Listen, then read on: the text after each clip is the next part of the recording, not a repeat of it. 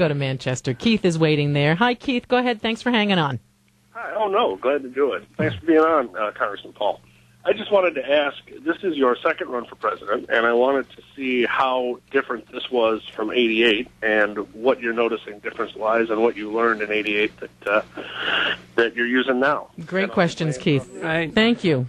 Well, I think the big thing that I've learned over all these years is that democracy is not alive and well in this country. We go about the world fighting to spread democracy and tell them how they live, but we really don't have a democratic system, because if you're not in the Republican or Democratic Party, you get very, very little attention. You don't get into debates. It's virtually impossible to get on the ballot. So I went through that.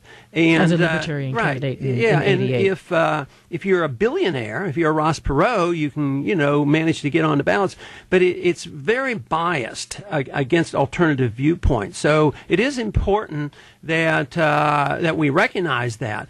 But I'm not uncomfortable in the Republican Party, but it's sort of sad that you have to do this in a Republican or Democratic Party. I mean, I wouldn't be getting any attention if I was in a third party, and I'm always encouraging third parties, but I think the laws are difficult, and they've been made to make it very difficult because the Republicans and the Democrats aren't looking for the competition. They want to monopolize it. So in many ways, we are less democratic than some other systems where they have multiple parties and more people represented than they're able to be represented here. Would you rather be running as a libertarian again?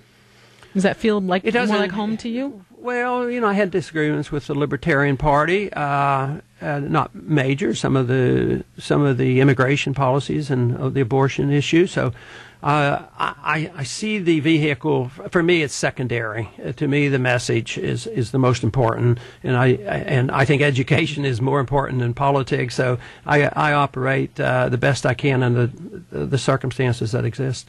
Let's take one more call, Congressman. This is Wes calling from Deerfield. Hi, Wes. Go ahead. You're on the air. Good morning.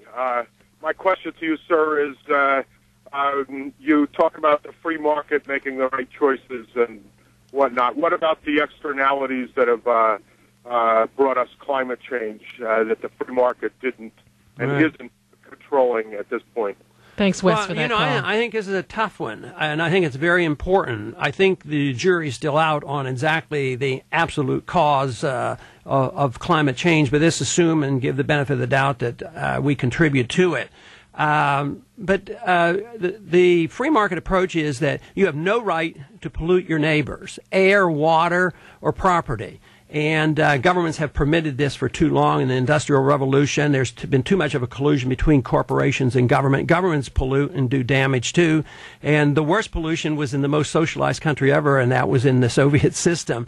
So it's by strict property rights, and then you have to come up with agreements on neighboring countries. So if we have trouble with Canada or Mexico, you have to get together and talk and try to persuade each other. But we don't have the authority nor the force to go to China right now and close down their factories. So it's a difficult problem, and one that certainly needs a lot more study.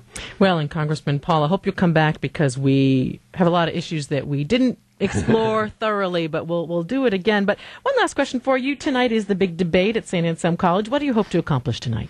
Well, I hope to accomplish exactly what we've been able to accomplish on the last two, getting more attention and more support for the campaign, and a lot more money coming into the campaign. That's happened before on the last two debates, and keep the campaign moving along. And so far, we've been pleasantly surprised and very pleased. And who's going to be in the audience for you tonight? Those are hot tickets. It's hard to get a seat. Oh, yeah. Well, my wife will be here. She's been at each of the debates, and she'll come with several of the grandchildren, and we sort of are rotating them around. Last time the granddaughters got to go to South Carolina. Now we have some grandsons coming this time. You have 17 grandchildren. That is correct. All right. And another one on the way, as I understand. That is correct, in a month. Well, Congressman Paul, thank you very much. We'll see you the next time. We appreciate it. Thank you very much. It's real nice to be here.